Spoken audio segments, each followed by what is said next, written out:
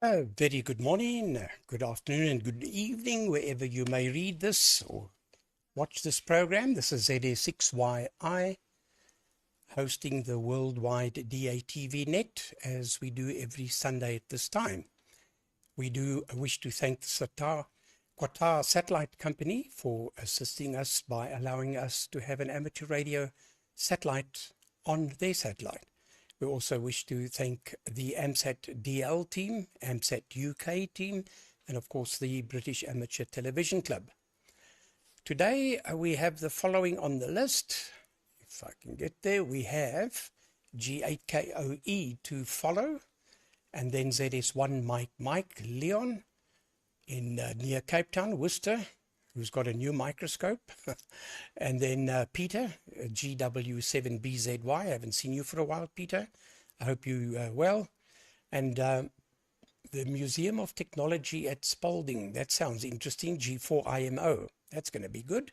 Hello to you, Mike. Haven't seen you a while. I know you have commented on, but I think you were away on business. G0 Mike Juliet Whiskey. Hello, Michael. Saw you earlier on. If I'm not back from lunch. Okay. Well, you're further down the list, so I'm sure you will be. EA7KIR. And then Ed, all the way down in South America. I was, says Mike. Okay, that's good, Mike. I hope it's been fruitful and successful there. Anyway, let's pass it to our dear friend Martin. Martin, if you wouldn't mind taking it from ZA6 Yankee India.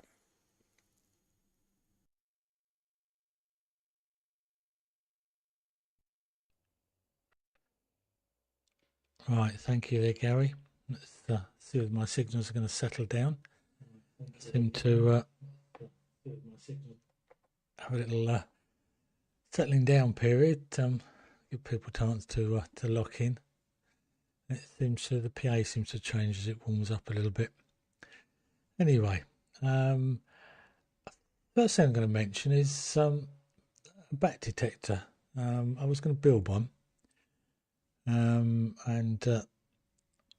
Leon did a circuit diagram, or various information, which Phil in particular wanted to. I was looking around for bits and pieces, and I must admit I cheated and gone for a kit for the moment, which is the Velleman kit, which is in a box down here. It says I was only clicking on the wrong thing, but I can do that. Open up that image for starters, and hit the center key. That's what it looks like.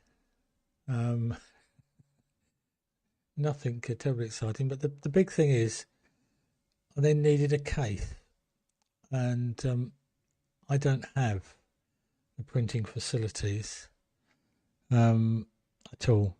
And I contacted Roger G3 IUZ and said, is it possible to do a case? I'd found some information on a case, and he said, well, his printer was in use at them. That was yesterday, but he'd print it today. Well, in the evening, he sent me this picture across, which is the case that he's done. So a big thank you to Roger. He's going to pop it in the post across to me, but it seemed to take him no time at all to print it up. I know his 3D printer is exceptionally quick one, but yeah, I thought I had to say thank you. It's just so many helpful people on DATV, etc. How well it's going to work or not work, I don't know, but I've cheated in that respect. That was the first thing I was going to talk to. I think Paul P1AVP is not on, is he, today? Because he was going to look into DATV Red, and I wonder whether no, don't see him on the list. I was going to chat him up on see what he was going to. There seems to be a lot of people sort of scared to have a go at DATV Red, and not quite sure why. You don't have to have all the bells and whistles, providing you put the right firmware on the Pluto, following the information on Wiki. Download the program and run it, and put the your call sign and the IP of the Pluto. You then will have transmit. Obviously, you've got to put the OBS on, and you can link it through to OBS. I'll use a VB audio cable, etc. But we'll assume that you understand that. But following the wiki instructions, and you're away with the BAT spectrum, being able to select things up and such like. So it's my push to get a few more people to try DATV Red.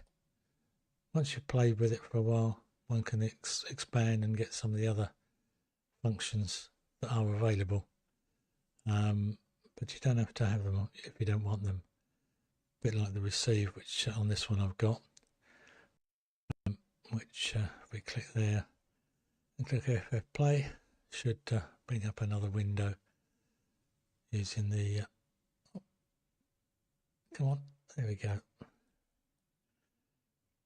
locked in.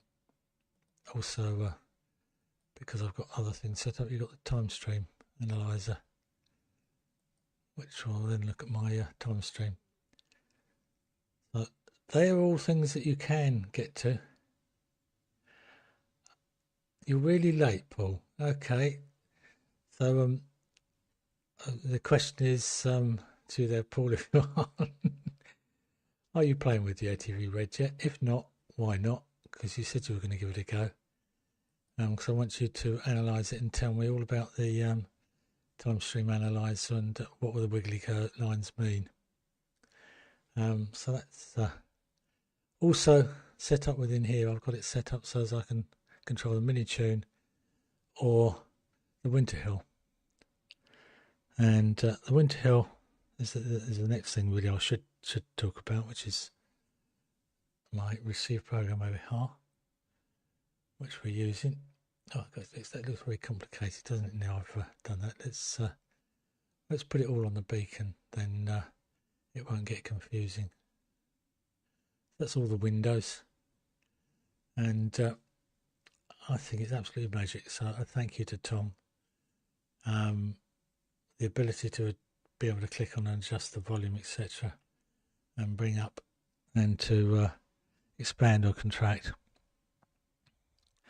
with Control P. Oh, is this in the wrong place now?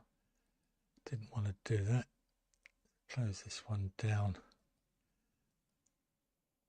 We'll try again. There we go. Being able to bring that information forwards. Absolutely brilliant.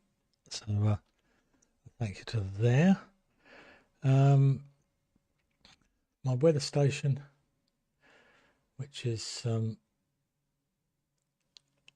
operational, and I'll put the link on my QRZ page if anyone wants to have a look and see what the weather is locally.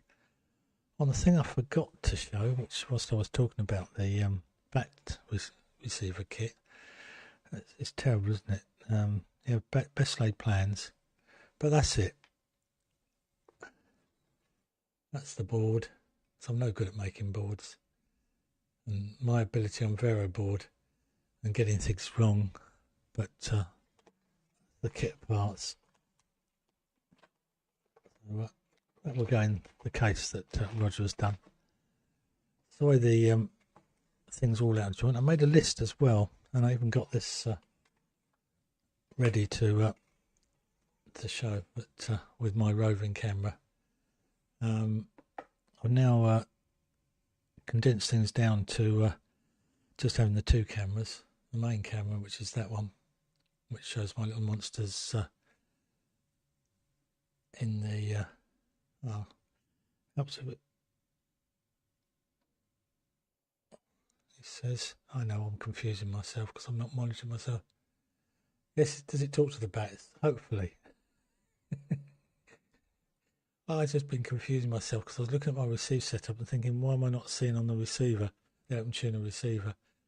Because I put it over to the beacon so as not to confuse things when I was showing that screen. It confused me totally, which doesn't take very much. Now, this is the quiz for today. Now, I receiver, well, a transceiver really, in 1988. And I'll find a picture of it. You would think it was top of the range or whatever. It's because in those times I wanted something UHF repeater. That's all I wanted it for, was UHF, really. And that's the beastie. So I purchased it from those that may remember Breadhurst Electronics in Sussex. And the question is, I can't believe when I looked at the receipt, how much did I pay for it in those days?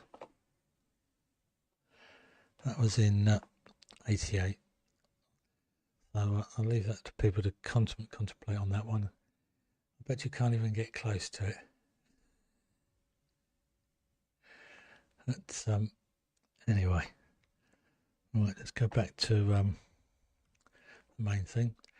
The other thing I've been playing with is OBS and the hotkeys. I suddenly thought, why don't I resurrect those, which I have done using the number pad side of things.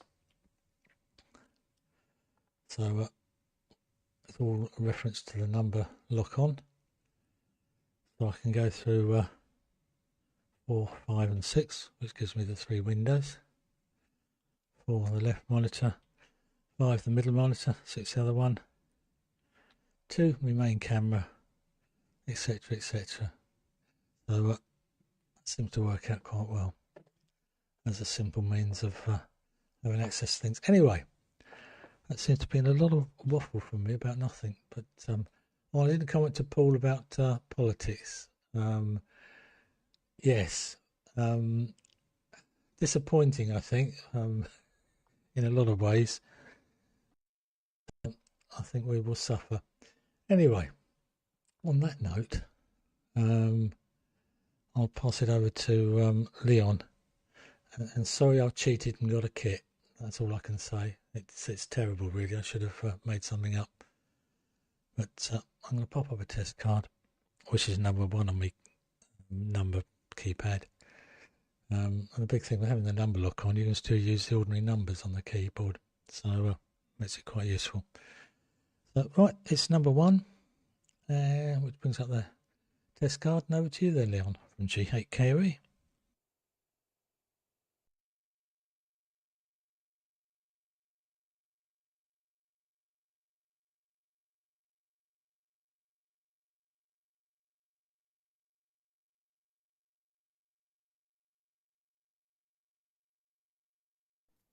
I hope Leon hasn't got load shedding again. So what we do is we bring you in, Peter. Leon hasn't got load shedding again. And what we do is why did you then shut up? Right. So what we'll do, we'll bring Peter in, and then we'll go down the list that way, and hopefully Leon comes in between. GW7BZY to take it from ZA6YI.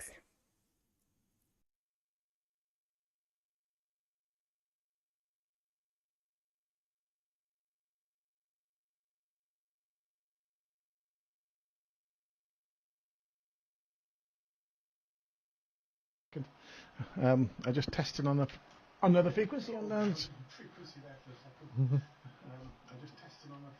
another frequency and all right, turn the sound on. Okay, good afternoon everybody. Yeah, it's been a while. Gary, I've been off. Can't remember when it was on last. Things I was on holiday. Went down Eastbourne. It wasn't particularly nice there. It wasn't quite as bad as it was here at the time. But today there's a strange shiny thing in the sky which is quite disturbing. And well, it's the sun. It's quite warm outside. I think it's 20, something like that. I haven't actually been outside, but I may go out and cut the grass in a little bit when the wife goes out. She's going to go visit her mother in the old home. So, well, what have I been doing? Well, I've been struggling with my. I have a spare board in preparation. Well, this one is a version 1, but I will have to get a version 3 board in preparation for having another go. But at the moment, it seems to be localized down to the EU4 regulator that isn't performing as it should. And of course, I had 2 of everything on standby, but unfortunately, it seems to have disappeared. All the bags, I think the wife's tidied up. That's my excuse, and everything's gone. So, because they look empty, they're tiny little things in the plastic bag, and they've just been binned, I imagine. Anyhow, so I've got some coming, and the post is far more, double the price of the component. So that's not very good. So anyway, that's a whinge there. What else am I doing? Well, I bought some new gear. New gear in old gear, not new gear. I haven't got the 40 grand for the camera that I fancy, so I wouldn't spend it. I wouldn't spend 40 grand on the camera that I want, but the wife would kill me.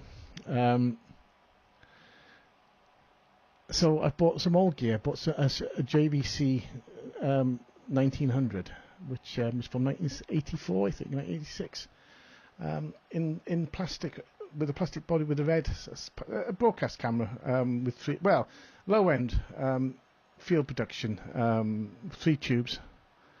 I have a picture, but I haven't got it queued up, so I'm gonna. What am I gonna bother? I'm gonna bore you with it. Sure, I'll bore you with it when it comes. I like old video gear. That might become probably fairly obvious, but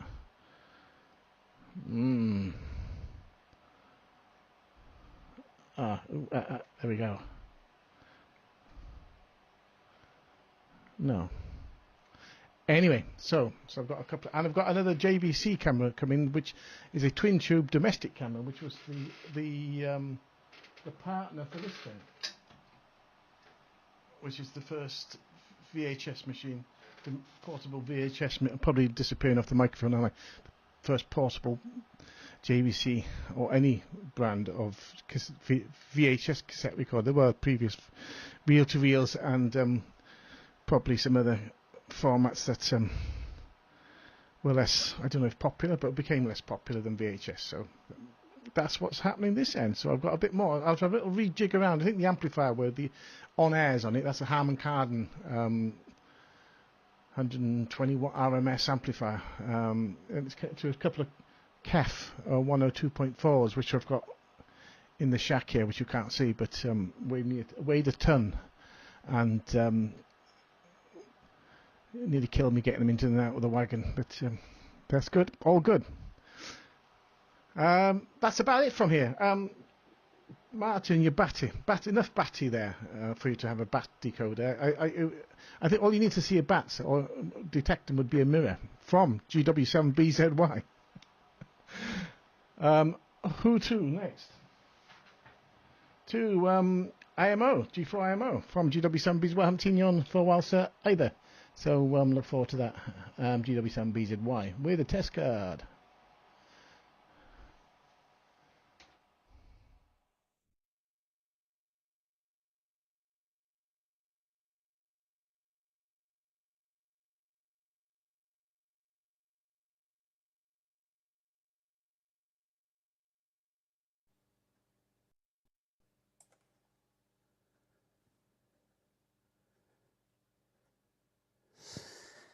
Yeah, okay, Peter.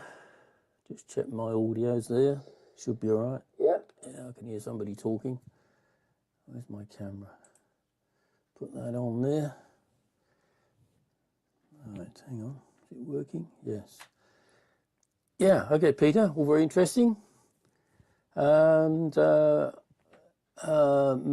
Martin, I'm only watching you on the ride receiver today. I haven't got the mini tuner going, but on the ride receiver, your picture was freezing for some reason. I don't know. Anyway, not to worry. Anyway, I haven't been on here for a long time because I've been away. In fact, I shall make this my one and only transmission today because we have some visitors coming over later. They're going to be here about 4 o'clock. So, but I will try to watch until the end. But anyway, yes, what I was going to say, we went to the Museum of Technology, which is at Spalding. It's not very far away from here. It's about 4 miles, and there's loads and loads of exhibits there. Old computers, printers, radios, televisions, anything you could think of, electrical. And I took a few photographs, but there was far too many exhibits to show them all. So I did a short video as well. So you can have a look at that.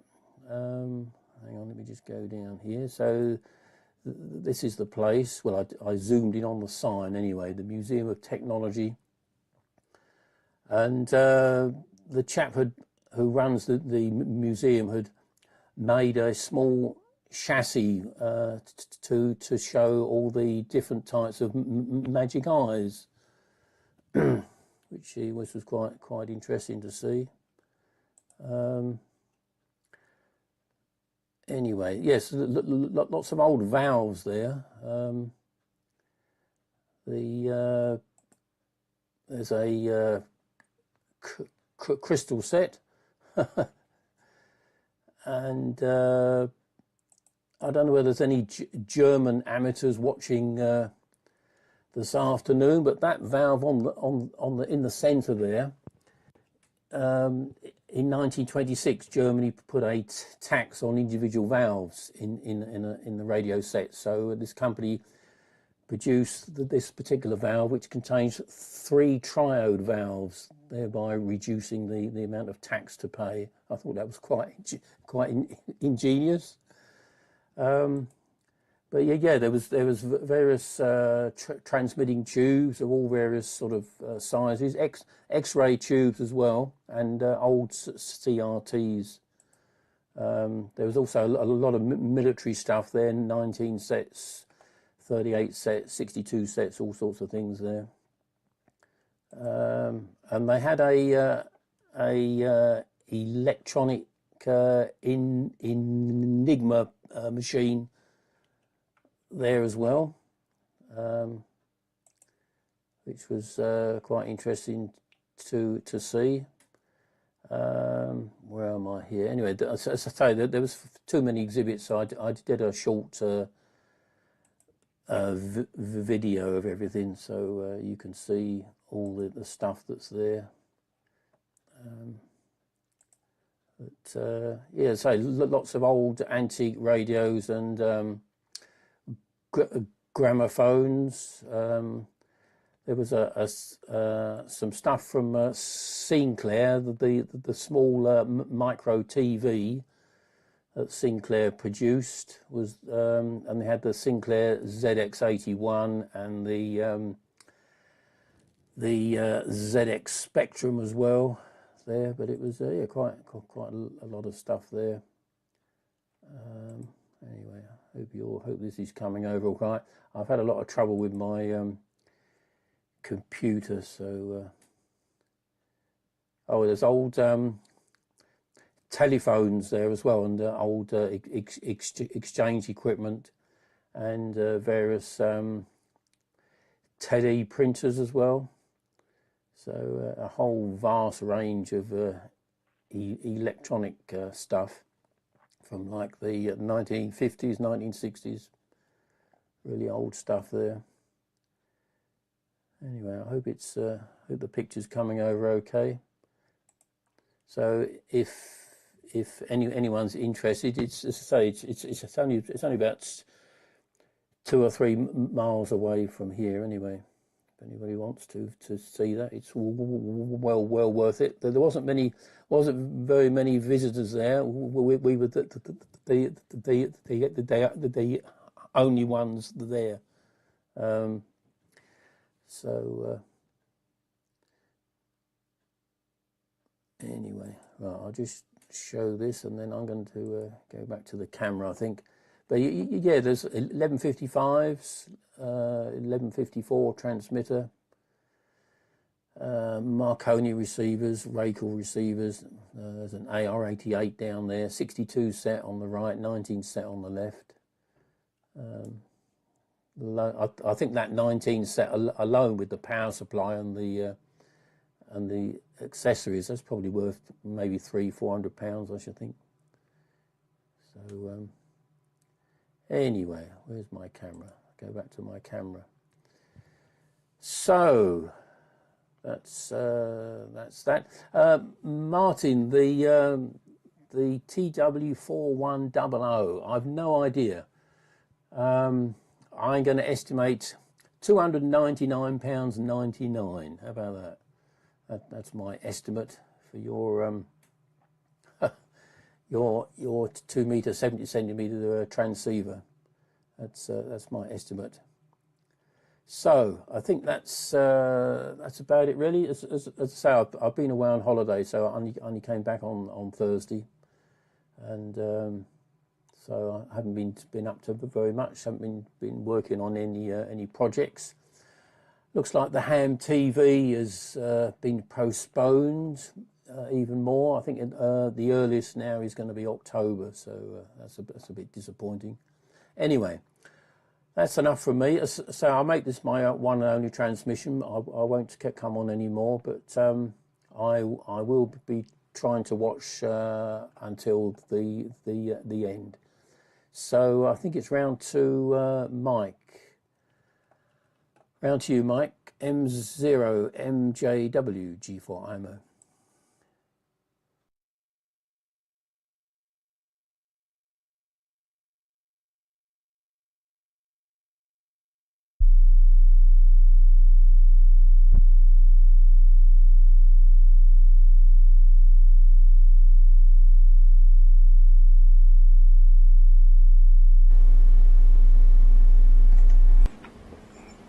Okay, maybe I should increase the power for the hard of hearing. Just a second.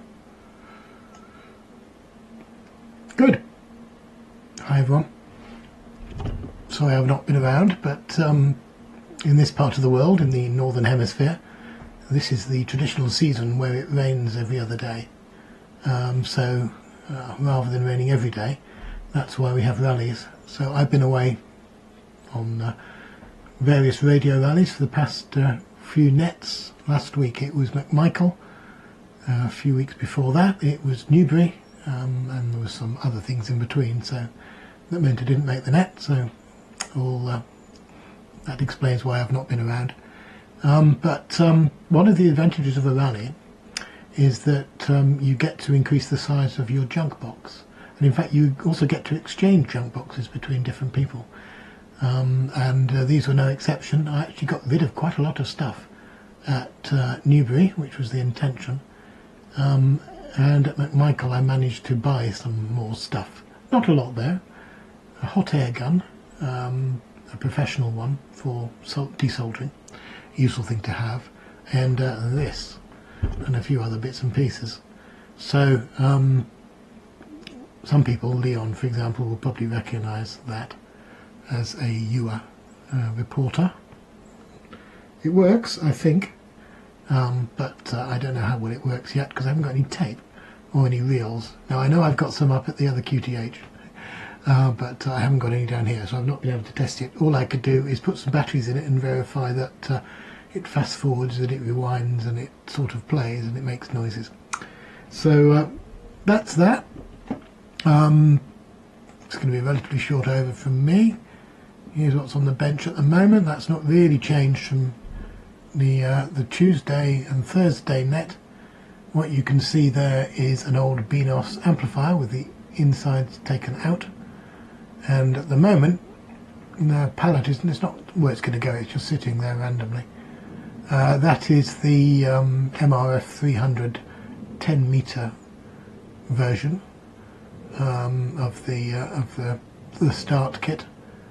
And one of those will give out 300 watts. The idea is not to get 300 watts but to get 100 watts, and we did that probably a couple of years ago now when we did the transatlantic DATV tests, where we managed to get video going from the UK to the US via 10 meters, but it was difficult. It wasn't so much lack of signal, it was more to do with the multipath.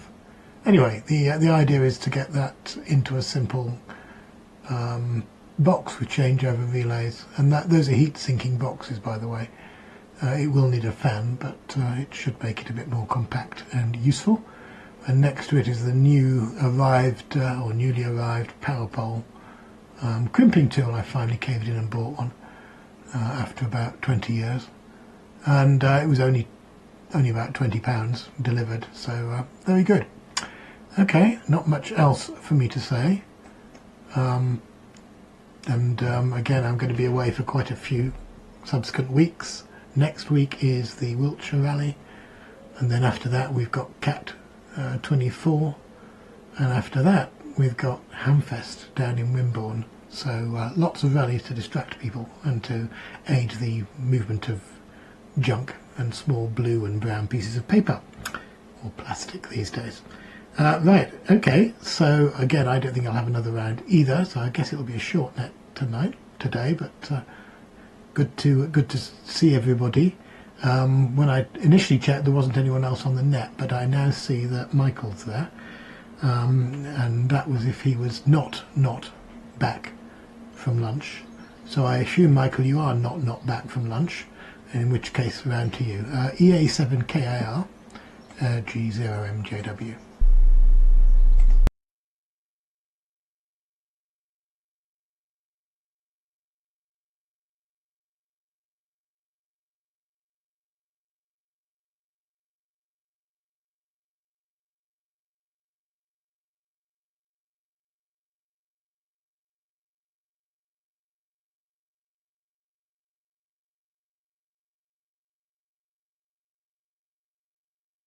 Well, I think it's Ed's turn, seeing that Michael's still enjoying lunch. And hello to Paul, Papa Echo 1 Alpha Victor Papa. Yeah, I tried to phone Leon, but I don't get through, so I don't know what he's up to. Hope he's okay. Right, I wonder, Ed, if you take it and then pass it to Paul, and then we'll call in the other stations that hasn't come in. Papa Yankee 2 Radio November, ZA6YI.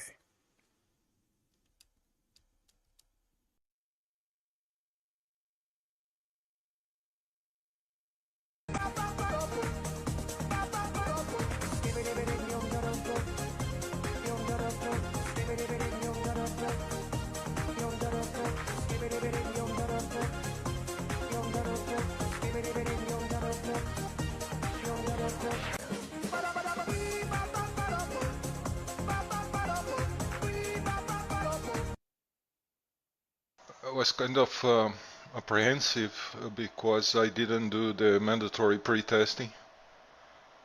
I'm glad that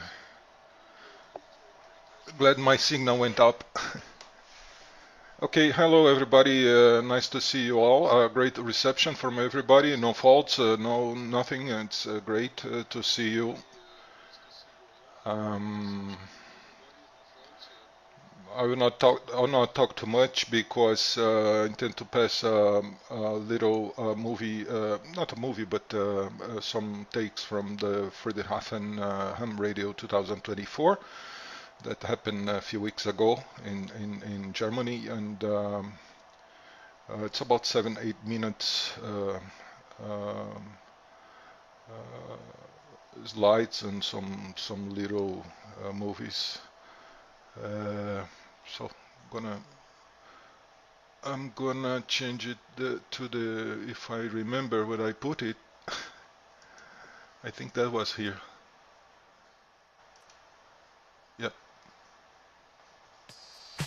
It's crossing the Constanza Lake from Switzerland to Germany.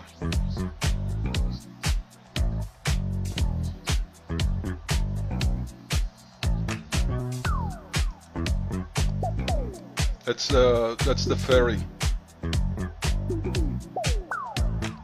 I was lucky because most of the time weather was very nice there, all days, so we enjoyed it very much, the weather during the trip.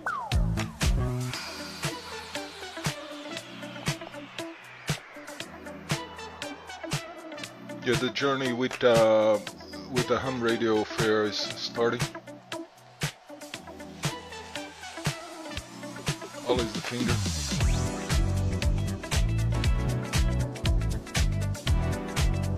I asked everybody to go out from the stage to take this big picture.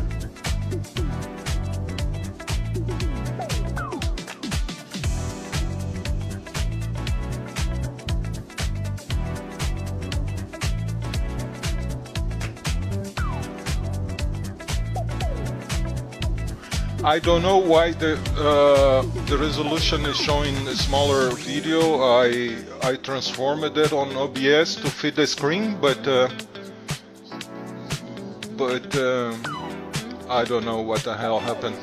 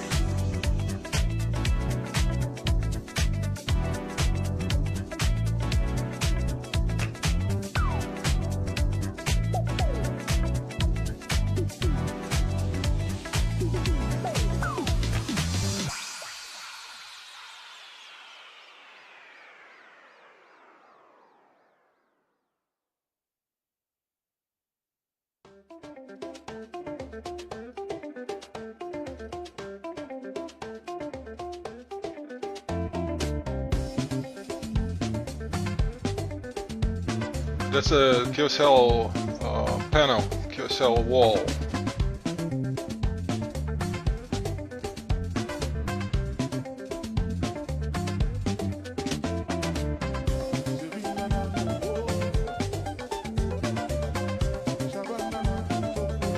I put there all my 3 cards that I use to operate on QO-100.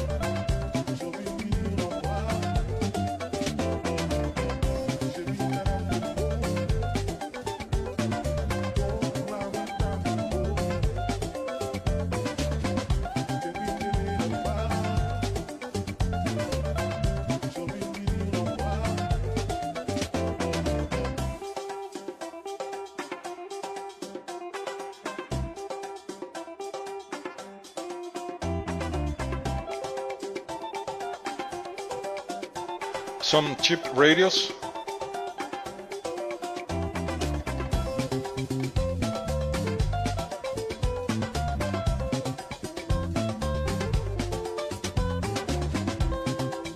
An amplifier.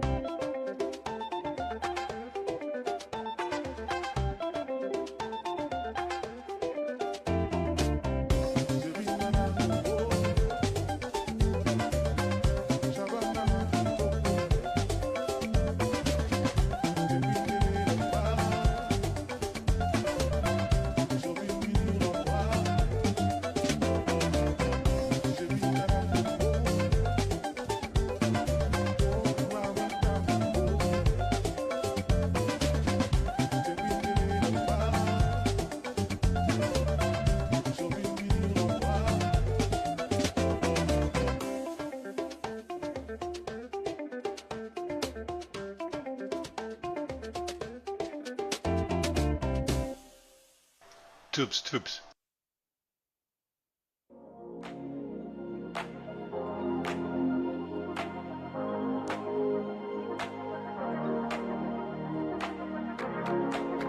So those are nice vacuum capacitors.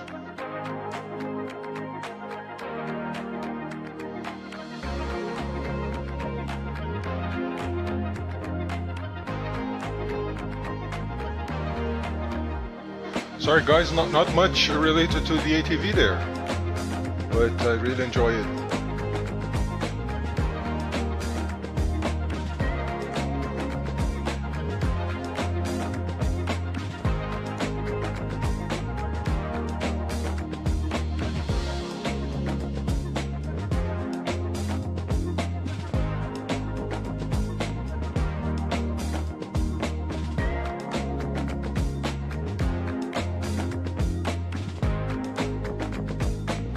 Yeah, I do like those guys.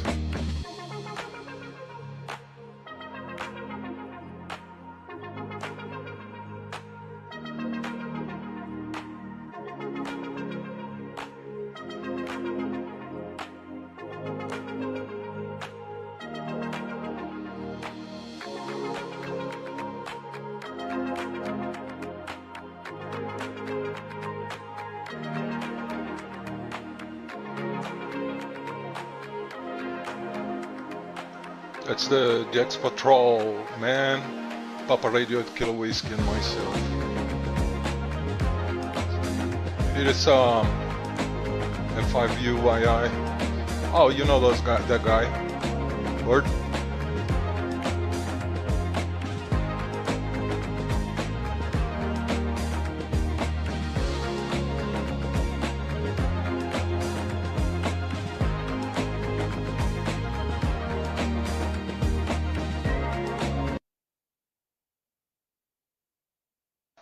Alright, pretty much it.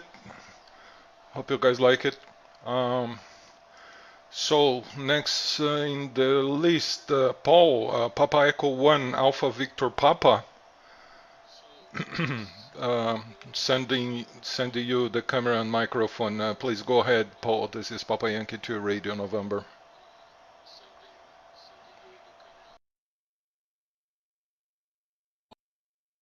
Radio November.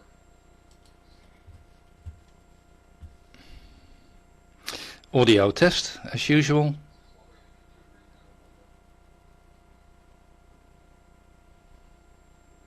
Audio. Okay, and that seems to work. That is really good. Let's see whether there is a camera.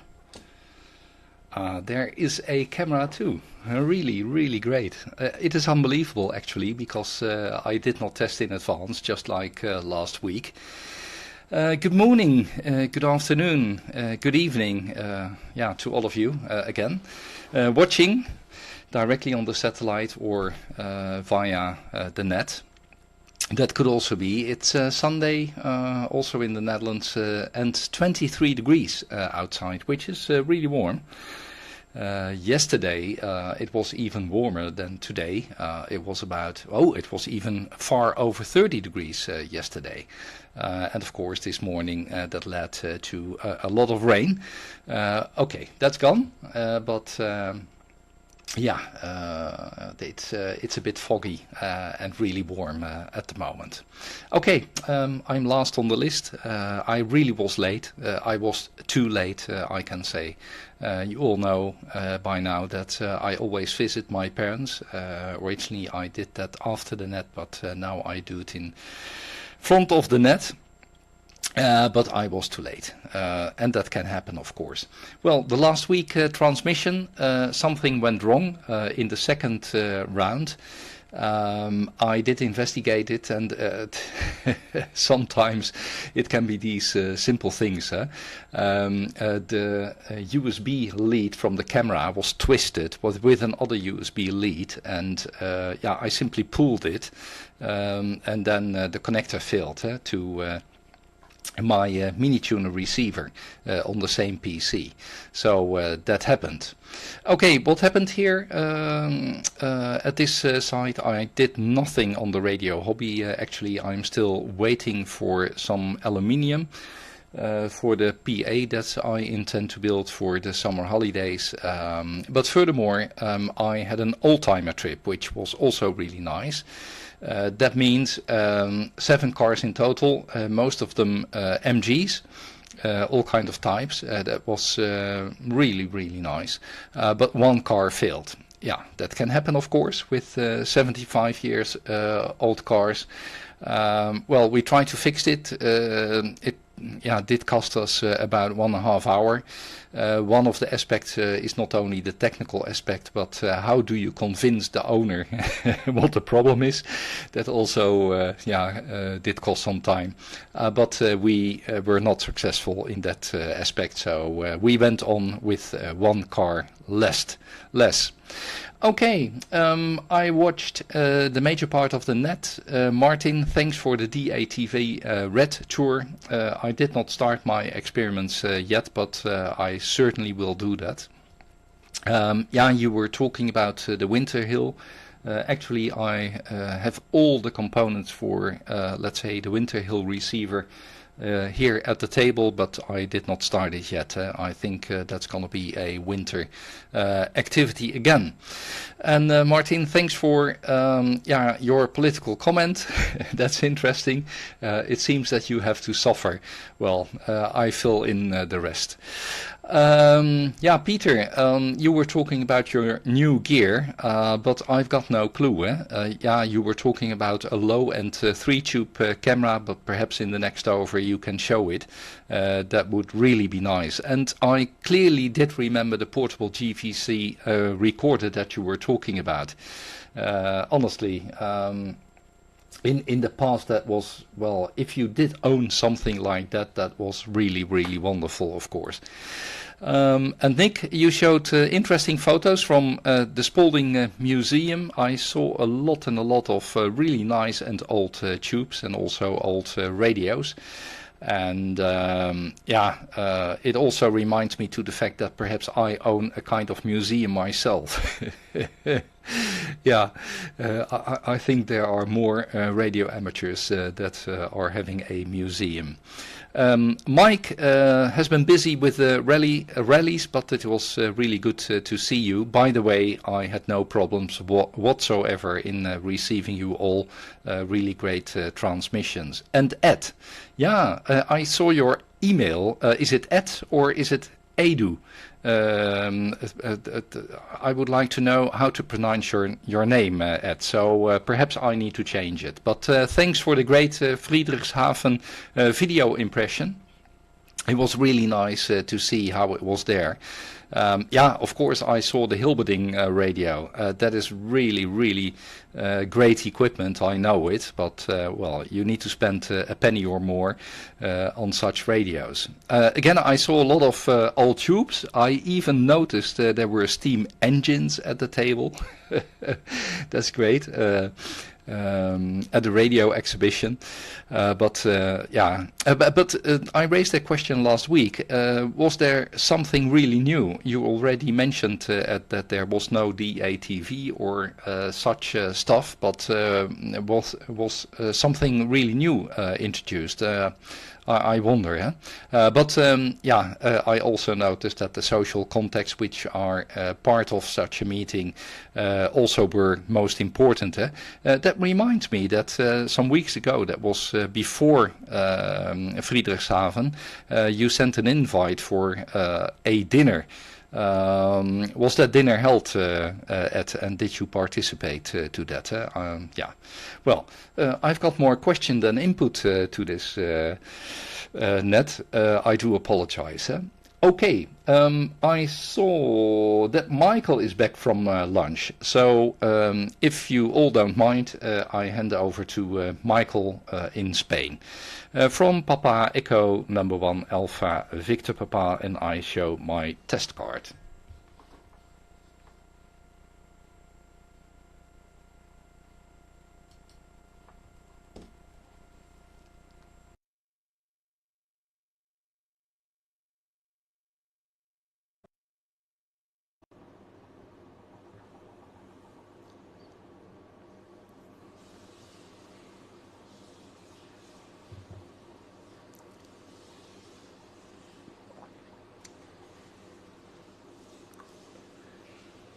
Good. Thanks for noticing that on the chat. I only knew you were last because when I came into the room, I just heard you saying that you were last. So I thought I was going to try and jump in ahead of Gary, but I didn't have to be so rude. You announced me instead. That's great. Thank you. Yeah, I'm glad I've slipped in because I was listening this morning with to Gary having a chat with Martin and so on. Not the whole thing, but I just caught something that Gary was saying, which is relevant to what I'm trying to do myself at the moment. And I have a question for you, Gary. Pay attention. Here it is.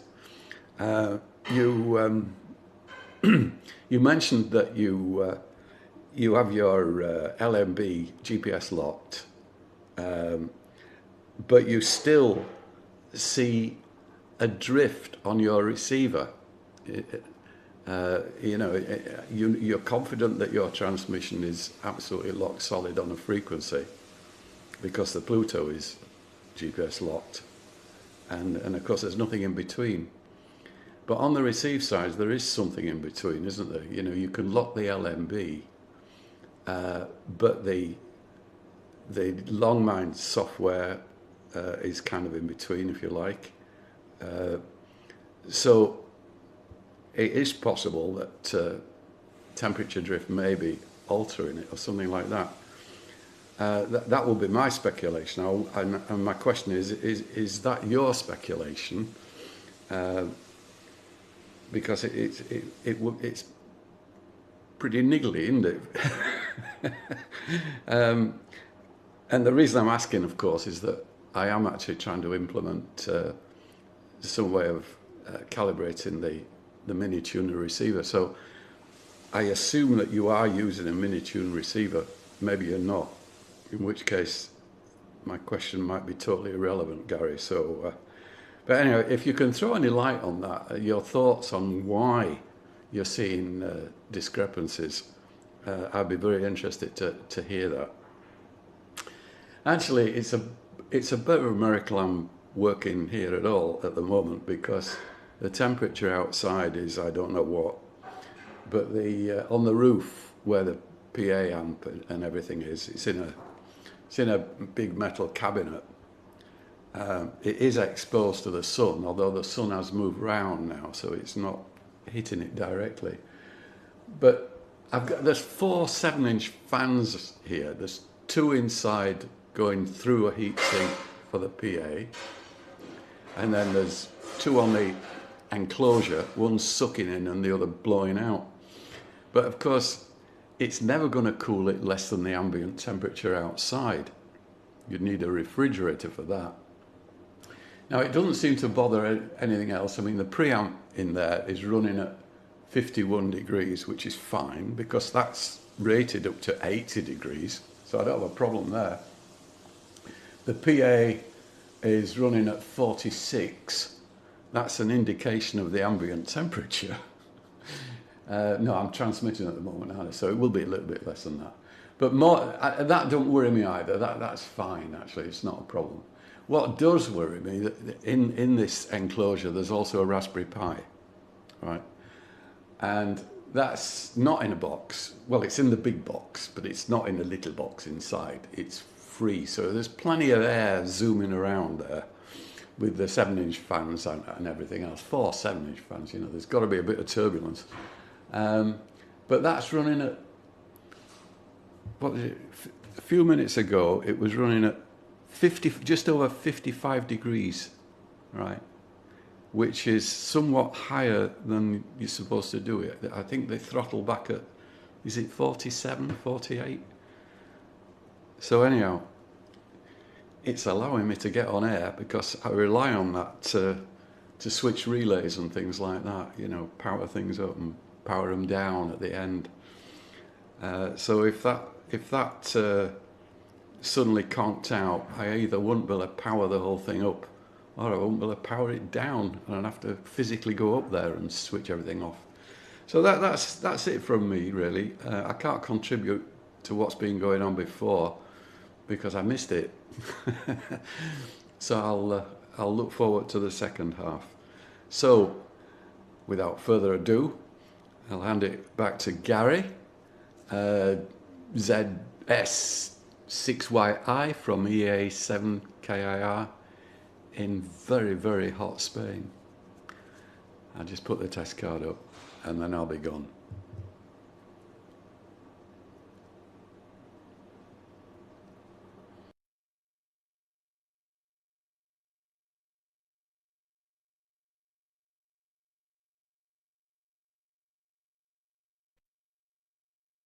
Good. Nice over, all over. And hi, Paul. And also, of course, Michael. So let's just go through the list. Yeah, Martin, very interesting on the bat. And between you and what's his name, Peter, I don't know who's the most batty, but I certainly hope that's going to work well for you. And that case looks beautiful. And I like the finishing touch with the bat on it. Very well done. Very well done. And yeah, Leon, I couldn't raise on the phone, so he must be either occupied or he's got a power outage. And Peter, yeah, you can tell us more about the new camera you've got. Well done. We hope to see that in action soon. And Nick, what a fascinating piece you gave today. That was really, really something interesting. I particularly liked the little 3 triodes in the one tube to get a bit of tax. I didn't even know they taxed valves. Hey, they'll tax anything, even the oxygen you breathe. They're taxing Coca-Cola sugar in South Africa. So everyone, I haven't. I still go for the normal old-fashioned type. But they go to these sweeteners and they're horrendous. I can't take to that. But anyway, that's a tax story. Oh, Mike, it was really nice to see you. And that UHA, those were good tape recorders back in the day. We had the Grundig, but it was bigger than that. The UHA was what reporters used to use, actually.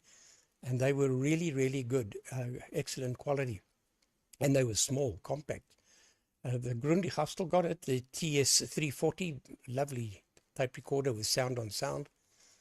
With its amplifier, 240 watt amp, the SV140, I think they called it, and the RT100 tuner.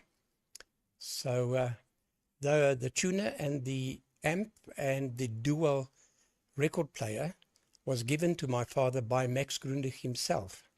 So it's got a bit of history. So I've now got it. Anyway, Mike, I see you want to move on, but it's nice seeing you, and look forward to seeing you again. And then Michael, okay. It's very simple. You stabilize your LNB, so that's in the box. But your receiver, your little tuner, don't forget you've still got a mixer and an oscillator in the tuner to bring it down from 740 to wherever you're going. And that drifts because that's not GPS locked, you see. So with heat and so forth, it does drift. Not much, really not much. If you know, splitting hairs like I do, then you'll find you're not dead on frequency on the receive. For example, I know I'm transmitting on frequency, but let me just see what my receiver says. No, it's right today, 250. But what I do is I just change that IF ever so slightly, or I change the LNB's frequency, a couple of hertz, and then it looks right. And then the receiver side is exactly what the transmitter is showing. So that's all we do. But it's relatively stable that way by having the GPS onto both the LNB as well as onto the Pluto. Now the Pluto's GPS I'm running at 50 megahertz. So the transmitter is very stable, and I also check it with a Hewlett-Packard frequency counter, and then I also have a spectrum analyzer. From time to time, I don't always put that on, but it's dead on frequency, so I'm happy with that. Anyway, that's that. I just want to also say hi to everyone on YouTube. Johan Lehmann, ZS6JPL, he's using the new Open Tuner release, and he's having fun with that. So good on you, Johan. Be lovely to hear you sometime. Johan's got everything. He's got amps, he's got dishes, he's got Pluto, so he can come up soon, I hope, man. Hello, Ishmael, DL2IE. always watching. Nice to have you on, Ismail.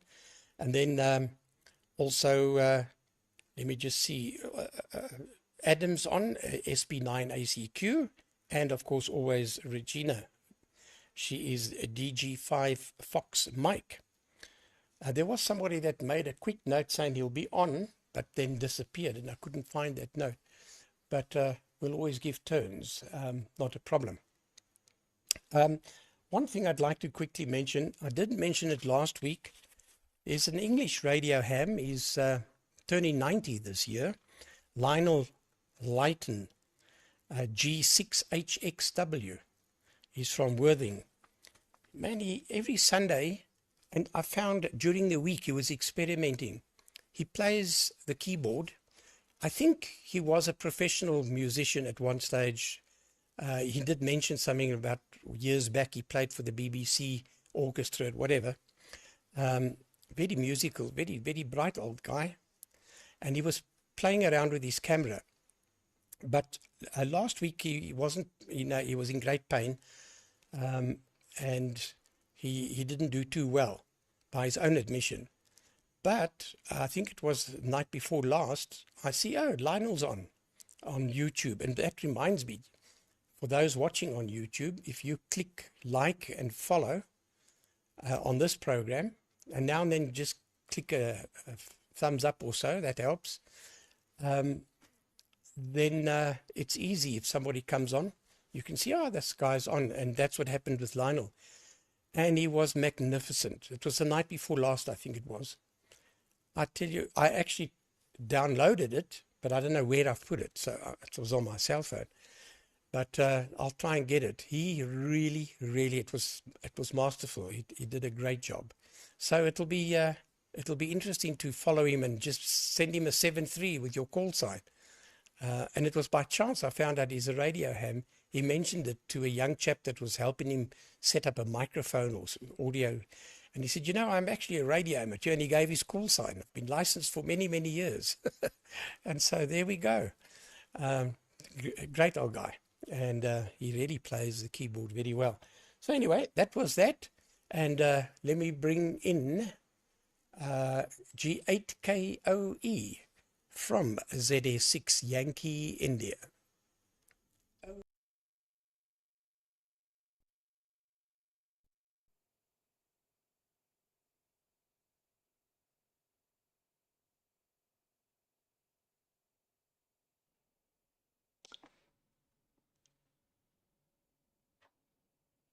Yeah, I was almost asleep then. Not meaning it was, but I was just sitting dozing away. Wasn't expecting it. And if Mike's still listening, he's very good on the price of the radio. And just to prove, let me see. And no, I wasn't very rich. In fact, Carol brought me the radio. Going right back. It was really nice of her. It was at the time when it's difficult to get anything for 70 cents. And I used to run the Brighton repeater, GB3BR. Yeah, that's when I lived in Littlehampton in Sussex, which is near Arundel, on the south coast of the UK. Yeah, what have I got to comment on? Nick, with the various museum bits and pieces, and you mentioned the Spectrum and the TV. I used to collect Spectrum bits and pieces. I had the multi-standard TV. I had half of the little radio that he did. I had the flat screen. I say flat screen TVs. I had a number of those. I had ZX81. The QL, the ZX Spectrum, the Plus, etc., and I also collected Sinclair C5s, which in the heyday I had 10 of them, and the Zyke bike. I had 2 of those, and when I was in Worthing in Sussex, used to ride the Zyke all the way from Lancing through to Worthing, along the seafront. And if anybody knows the Zyke bike at all, with its plastic wheels and its plastic frame and its sort of sitting up side of things, it almost felt as though the whole thing was going to disintegrate as you put it. But yeah, the batteries would take me all the way into to Worthing and back from Lancing in Sussex along the seafront. An experience that's worth knowing. It made a funny little sort of singing noise as it went. Yeah, also take the Sinclair C5 along the seafront and do the similar sort of thing. Go a lot further, in fact. What else was going to come on? Grundig recorders. Yeah, I used to repair them in the early days. I can't remember the TK numbers of them now, but relatively small ones. Used to work for Barker's in Oxford Road and Worthing. And it's quite often the mains transformer would have gone in them. So you'd be replacing the various belts and bits and pieces. But all good fun. And to you there, Paul, that's right. Yeah, politics. What can I say? Yes, just there seems to be a complete disconnect between the people. Seems to be throughout the world, basically. Nobody seems to listen to the ordinary people. Everyone else seems to know better. But anyway. And what else? I wrote anything down. I don't think I wrote anything. Oh, yeah. Make sure where there's some soft pictures. Yeah, you mustn't mention his pictures as soft because on his camera. But his slides are sharp. So that sort of says there's something wrong, presumably, with his camera. Although he said it was the encoder, he reckoned. But Paul might be able to shed some light on that one. He'd be quite knowledgeable of that side of things, but it looked very soft. Right, and let's have a look at the chat now. I'm not sure. So Leon's not going to come back, so it'll be over to Peter, I think, possibly with a little bit of pause in case Leon's going to jump in. But probably he's not. So over to you there, Peter. You can explain the cameras that aren't going to work. And thanks everybody for the net. I really enjoyed it. Another good one. And I shall go away and think about building my bat detector. The head, isn't it, really? But anyway. And the case, again, thanks to Roger. I just think it's just made it look easy. Yeah, okay, I went online and found it, but the speed at which his printer prints things up and the quality, it just seemed, why not? So that's it. No, thanks to Roger again. On that note, let's go back to me on the camera. I keep looking. I must move where OBS is because it's over on the left here. That's why I keep looking that way. Perhaps I should move the camera there. If Mike's there, I've reduced to 2 cameras, one of which is all his fault. I blame him totally for my main camera now, and I've been sorting out my radio bits and pieces, and I have I think it's 3 or 4 cameras that my son's going to sell for me. And the big linear, the ATU that I've got, that's going to go. The TRW 4100, which are probably going to go for peanuts, that can go.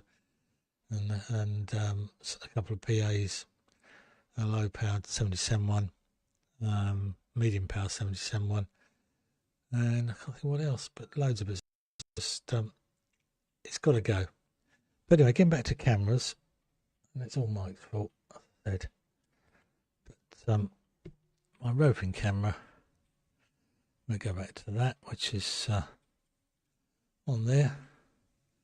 That's looking at the setup of my receiver, etc. And there it is. So that's my main camera now. Mike can know exactly what it is.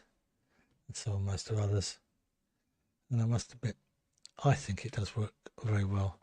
But I'm also pleased with the other one that I'm using now. It's quite versatile as a roving camera, which is what's it? This one. But I had sort of more cameras connected up, but then I found that drivers and that seemed to be colliding and causing problems, and USB would lock up and all sorts of things. Whereas running this little setup, it seems quite happy. Anyway, a long waffle from me. Oh yeah, the pictures of the rally, etc. Brilliant, absolutely. Thank you, Ed. Yeah, I miss those sort of rallies. We used to have them, not as large as that, but used to have really good rallies at the race course in Brighton, going right back. And yeah, it was just so much kit that you got. Living in Worthing was also local to have GWM radio, which dealt with all the surplus bits of kit, which is where I got all my 813s and etc. for my other activities, shall we say. On that, are you ready there, Peter, to show your camera or not, or your prop? So I'll put a test card and over to you, and 7-3 to everybody from G8KOE.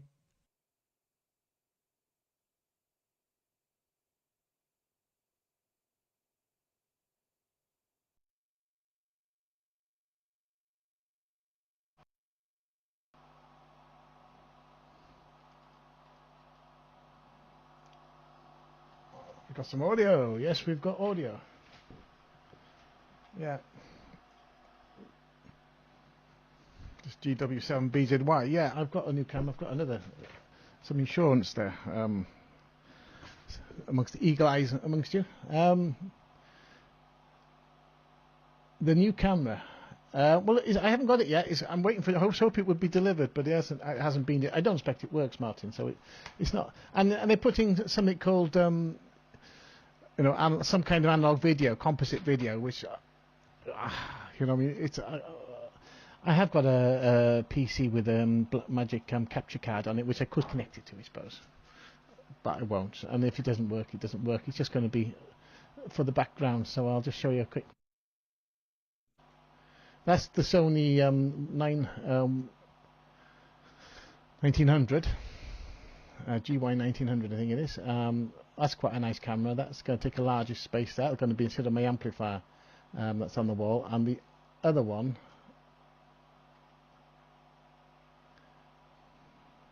is the really old one. That's probably 1979. That would have been the first dual tube. Well, I think the only dual tube domestic video camcorder produced by Sony, and its running mate is the VHS tape deck that I have behind me.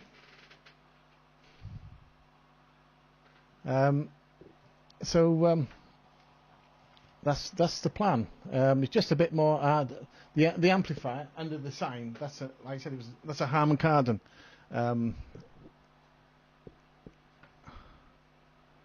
Yes. Well, now we've got a Labour government. Oh, sorry, political.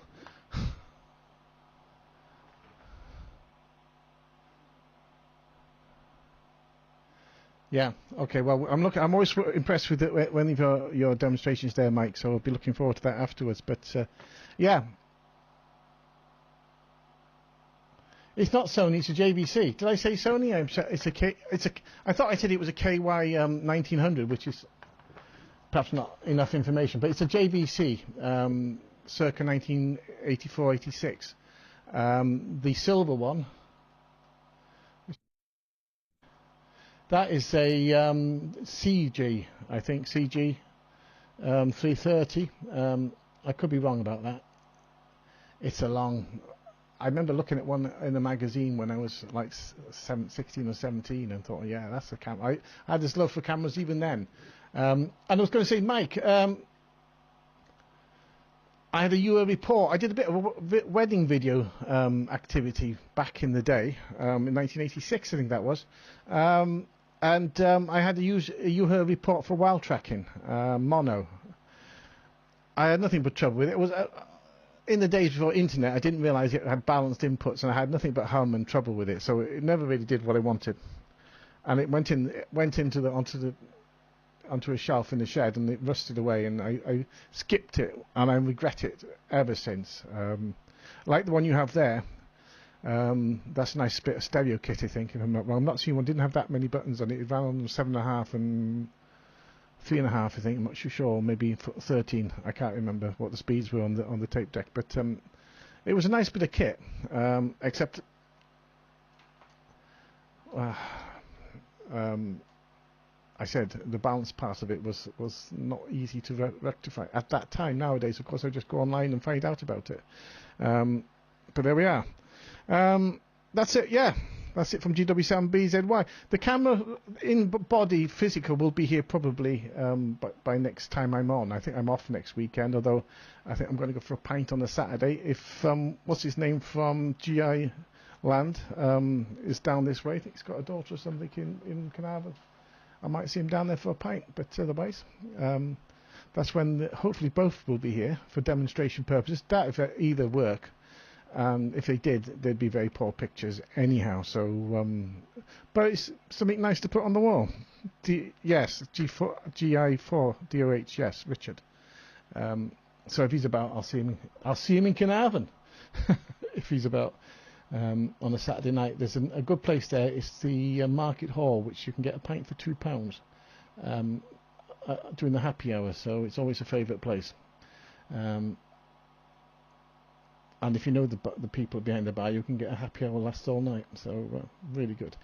With that, anything else you want to comment? Nice to see you there, Paul. Good broadcast. Good transmission and everything there. Excellent stuff. Mike, I don't remember that you had anything that was particularly noteworthy. Don't mean to be said that your stuff is always interesting, and yeah, that's about it. So back to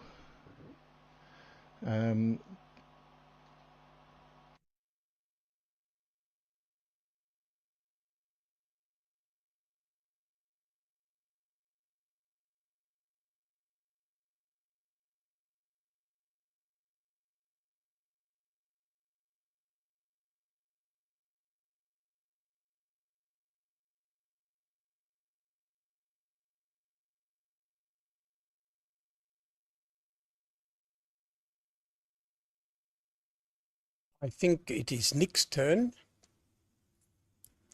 Let me just have a look. I think it is Nick, if you're there. I know Mike said he's not coming back. And then Michael will take it after you, Nick.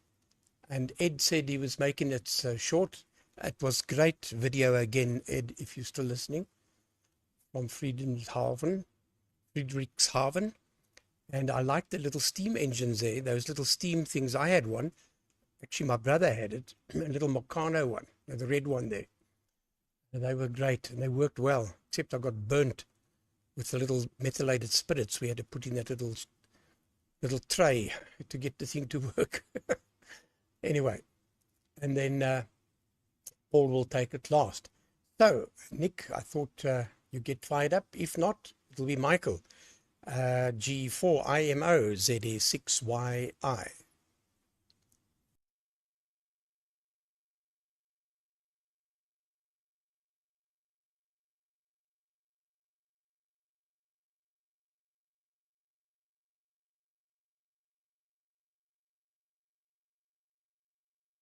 And so, Michael, would you mind taking it? EA7KIR ZA6YI.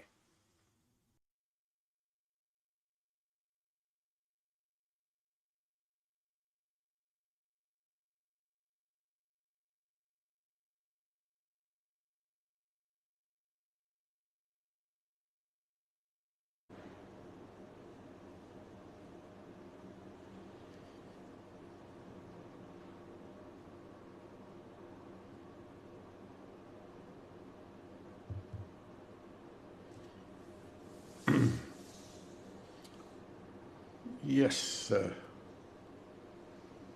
Yeah, well, it was a bit slow going in press to talk then. That suggests the pie upstairs is a little bit wonky. Yeah, the comments about my camera, yeah, I know I keep denying it could possibly be the camera. So here's the high-tech test that you're going to be really impressed with. I'm going to demonstrate. Now, I'm going to keep my face very still. And I try not to. I'm going to have to look this way, actually, so I can see what I'm doing. This is the test. This is putting the card very close to the camera. And as you can see, it's focused. Well, it is to me, anyhow.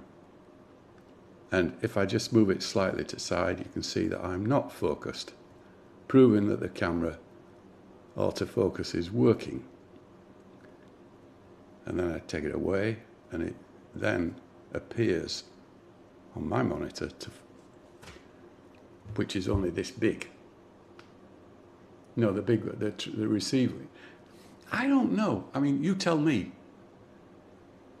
Is this in focus? Can you tell if that's in focus? Probably not. I can't hold it still enough, can I?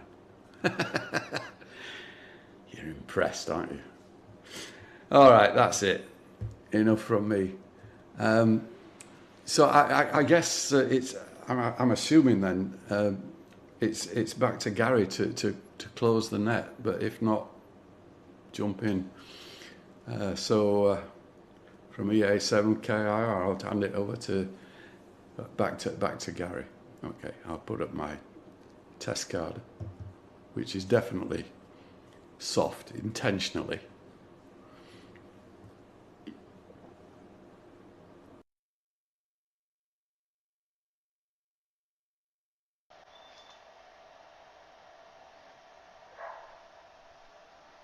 I'm still around. I see nothing wrong with your camera, Michael.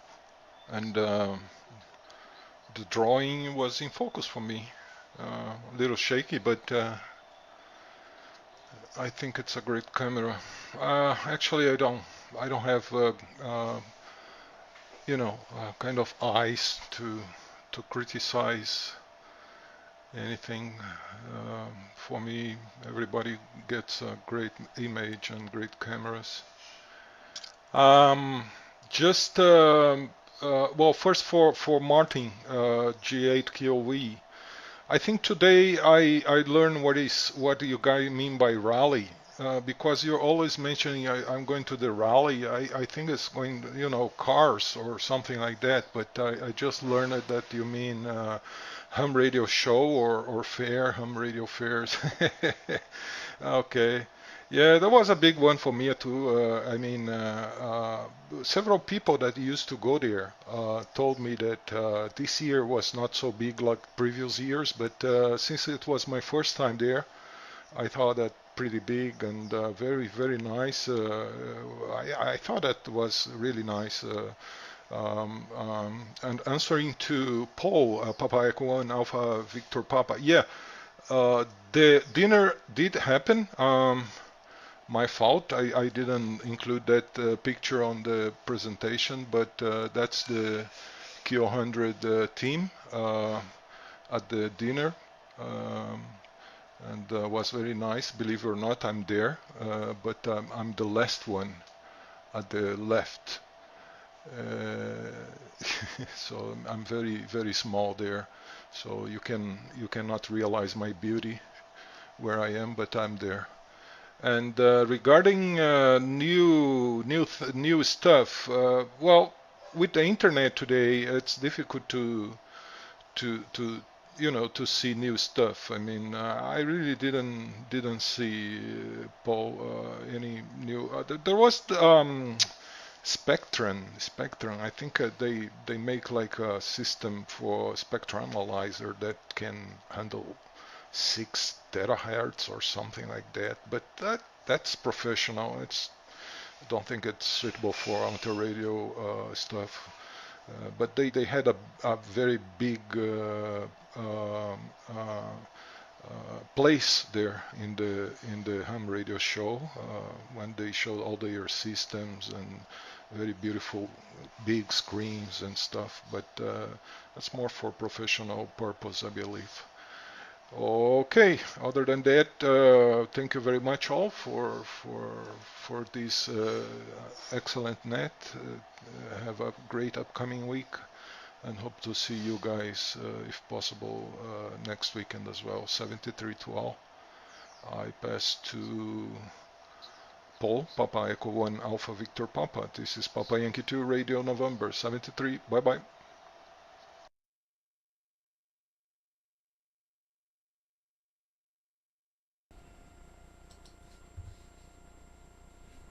Audio test. Audio test. Audio test. Yeah, it works. That's great. Well, camera in the middle. It's also done. Okay, there we are, back again. Okay, again, all great transmissions, no problem whatsoever. First of all, I'd like to respond to Michael and his remarks regarding the tuner drift. Indeed, Michael, independent whether or not the LMB is synchronized, the tuner still can drift. So that's also what you stated, Gary. In principle, it would be possible also to synchronize the synthesizer which is in the tuner, but yeah, I think it's a lot of work, but I do not know whether it really helps while receiving DATV. Yeah, and then Michael was telling about the temperature of his PA. 55 degrees seems to be rather high. Temperature of my PA at the moment is 26 degrees, but okay, I'm not on air for such a long time yet. Yeah, it's interesting. I just received a mail from 9H1 Golf Tango, Joe. And he talked about the museum photographs from Nick. And he sent some photos from his personal museum, and if you look at his QRZ.com page, you can see it yourself. So a recommendation, have a look at 9H1GT. He has a lot of ancient equipment, really, really nice. Yeah, and Gary, I do apologize because I did not thank you this time for leading the net, but still I'm grateful, and that is what you must know. And you did remind me on the Mr. Layton video that you sent last week with him playing at the keyboard or the organ. That was really nice. Yeah, and Martin, I did not say anything about your bed detector, especially on the enclosure. That really, really looks nice. Wonderful measurement equipment, I can say. And Peter, thanks for the pictures and the beautiful new old equipment. Yeah, these cameras, I do remember them. Let's say in those days it was impossible to afford it for yourself, but nowadays you simply can get them. And again, you always, every week I learn these interesting statements, but you bought it to put it on the wall. Yeah, really, really nice. Michael, interesting focus test that you did show. Indeed, you saw the camera focusing, and to my opinion, at least the first time, the camera was completely in focus on the paper. In the your second test, it was not completely in focus yet. It simply takes some time, and you of course need to keep the paper in place all the time, and that did not happen. And Ed, thank you for the picture regarding the dinner. Yeah, I simply did remember it, but a lot of hams did participate to the dinner. It is great that it was organized, and as what I remember, it was organized by that lady standing at the right of the picture in front. No, it must have been really nice.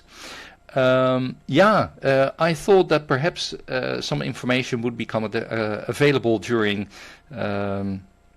this rally in Friedrichshafen regarding the new DATV satellite and the plans, and especially also regarding the 5 gigahertz uplink. But I did not hear anything about that, so perhaps that information can be well collected later and also shared here in the net.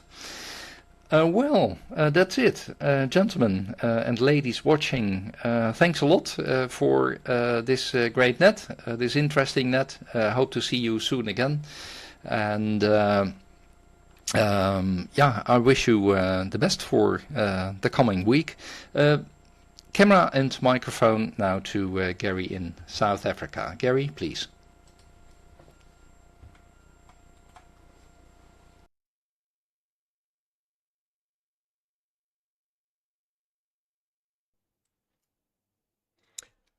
Okay, thank you very much, Paul. Papa Echo 1 Alpha Victor Papa, ZA6YI. And a very, very good afternoon to 9 Hotel 1 Golf Tango. Jim, we'll go and have a look at your webpage and see what's going on with that ham museum. Anyway, it's been a very interesting net again. I must say that Museum of Technology at Spalding was really good. And of course, Ed's video, as usual, are all very good. And I like the handheld, by the way. That was good. Oh, Ed, if I see these funny things, I'll also send to you, and I'm sure you have many other guys doing the same, but you must have a wonderful collection of comics regarding amateur radio. But that was a good one today. Right, with that, I'm going to close the net. Wish everyone a very happy week, and we'll see each other next Sunday, all being equal. It's quite a sad time for us. It's tomorrow that my son passed away 8 years ago. He was ZA6 India Yankee. So it's a bit difficult. It's very difficult, to be honest, this time of the year. But anyway, as I said to my wife, it's the build-up, and then after that, it's almost a relief. It's strange, the psychology behind that. But with that, 7-3 to all, and we see you next week. This is ZA6YI, now closing the net. And we see you next week.